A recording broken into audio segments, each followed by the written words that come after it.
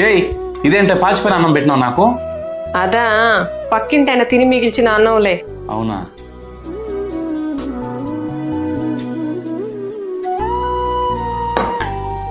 నీళ్లు సగం గ్లాసే ఉన్నాయి. అది కూడా పక్కింటైన తాగి వదిలేసిన నీళ్ళండి. సరే. వాళ్ళ ఆయన ఎంగిల్ చేసిన అన్నాన్నే మీరు తినలేకపోయారే, అలాంటిది ఆయన ఎంగిల్ చేసిన తన భార్యని మీరెలా కోరుకున్నారండి? A few moments later. అవును, పక్కింటోడు మన ఇంటికి ఎందుకు వచ్చాడే? ఇన్స్టాగ్రామ్ లో వీడియోని నేను కూడా చూశాను. ఏంటి, పక్కింటోడి పిల్లం ఎంగిలా? మరి పక్కింటి ఆవిడ మొగుడు ఎంగిలి కాదా?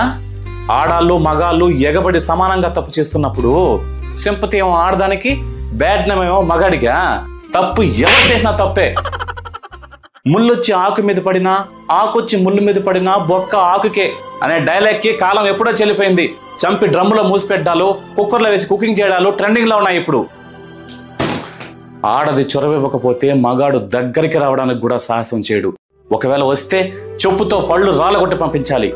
మన భారతదేశ కుటుంబ వ్యవస్థకు మూలం వెన్నముక ఆడదే జానం. తప్పు చేసే మగవాడినైనా మార్చగలిగే శక్తి ఒక్క ఆడదానికే ఉంది.